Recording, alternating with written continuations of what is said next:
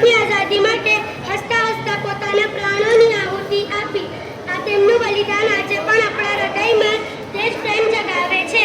મિત્રો, આ ઉપરાંત રાણી લક્ષ્મીબાઈ, મંગલ પાંડે, ચંદ્રશેખર આઝાદ, સરોજિની નાયડુ અને અસંખ્ય જાણીતા અજાણ્યા જેવા સ્વતંત્ર સેનાનીઓએ ભારતની આઝાદી માટે અમૂલ્ય યોગદાન આપ્યું છે.